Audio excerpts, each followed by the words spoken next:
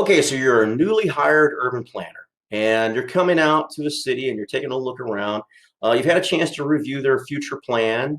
You looked at their zoning plan or their zoning map. And you're just kind of driving around just to see how things are shaping up. And one of the things you notice real quick is just tons and tons of industrial properties being built, or even maybe apartments being built, but nothing else is getting built. And in your back of your mind, you're thinking, man, this can't be right. And you'd be right. And if you hang on for just a second, I'll tell you what's going on there and how to fix it.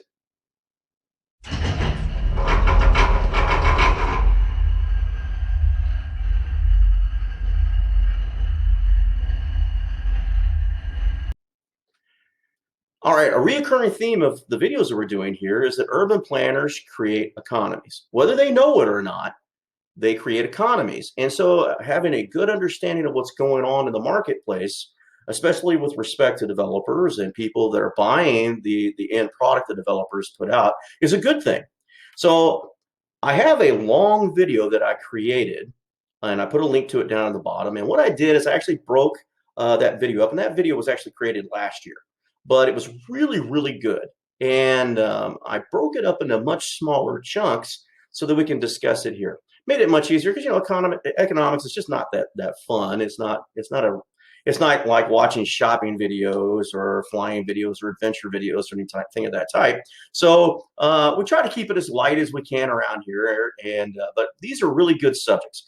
And so one of the things we're going to talk about here is going to be a very short video, but it's going to talk about the life cycle of real estate and why things occur like we talked about in the introduction here. Now, at the end of this video, what we're going to do is we're going to talk about how planners can use that to their advantage to help grow certain segments of their plan that's just not moving the way they want it to go. Now, I hope you like the video, and if you do, please hit the like button for us and definitely subscribe.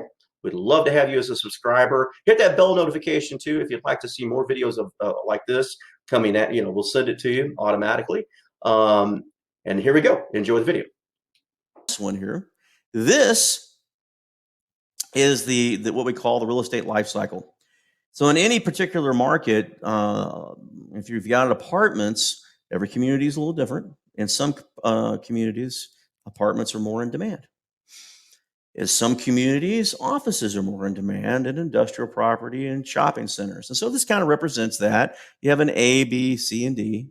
And so here, prices or the more properties getting absorbed. Here, there's less properties getting absorbed, and it's way down here at the bottom here. They're not making any money. And here, it's coming back into the market. So it's just a cycle that everything goes through. Land developers know this. And what they try to do is they try to figure out where the demand for a particular product is at any particular point in time that's in any community. So if demand in a particular city limits is high for retail, it's unlikely you're going to find a developer coming into the area wanting to develop warehouses. It doesn't make any sense. This is also true for planners. Planners should be looking out into the market and saying, what's in demand in our market? And if there's more demand for a particular type of land use, then that is what you want to encourage being built. Within limits, of course. You want to make sure that you're not doing the Lay's potato chip thing where, buying one is not enough. Eating one Lay's potato chip isn't enough. Well, in many markets, because it's hard to determine what the volume is in the market, you'll see people overbuilding with like warehousing, apartment complexes, and such. This is what planners need to stay on top of demand.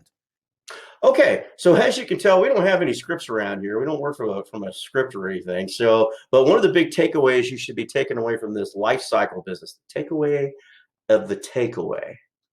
Yeah, that's pretty cool. But here's what you should get out of this. If you noticed, it was a sinusoidal wave. All right.